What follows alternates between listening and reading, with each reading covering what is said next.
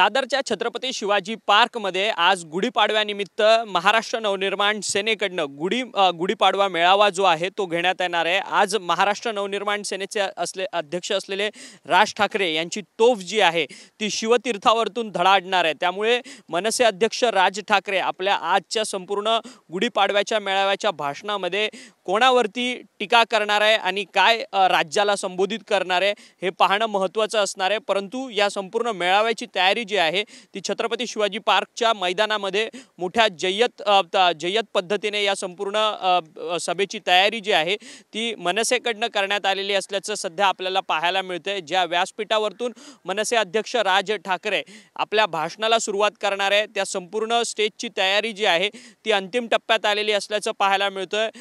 हजारोंच्या संख्येने खुर्च्या ज्या आहेत त्या या सभेच्या ठिकाणी लावण्यात आलेल्या असल्याचं सध्या आपल्याला पाहायला मिळतंय।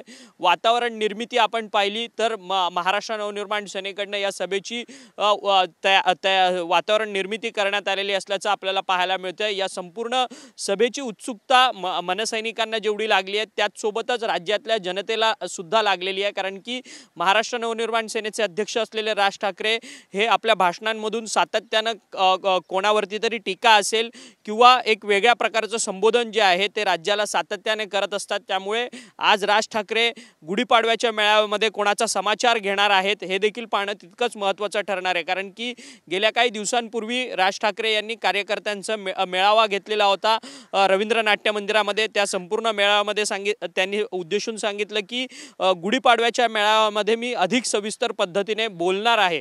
त्यामुळे विधानसभेच्या निवडणुकीच्या नंतर राज ठाकरे यांची ही तोफ जी आहे ती शिवतीर्थावरतून आज संध्याकाळी धडाडणार आहे। त्यामुळे मनसे अध्यक्ष असलेले राज ठाकरे हे आज सत्ताधारी पक्षांवरती आणि विरोधी पक्षांवरती कशा पद्धतीची टीका टिप्पणी या संपूर्ण शिवतीर्थावरतून करणार आहेत हे देखील पाहणं तितकंच महत्त्वाचं ठरणार आहे। व्हिडिओ जर्नलिस्ट सिद्धेश नाईकसह अक्षय मंकणी, TV9 मराठी, मुंबई।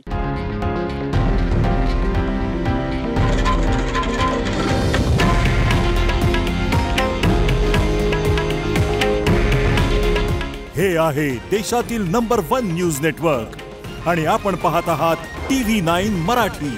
काळजी तुमची, हित महाराष्ट्राचं।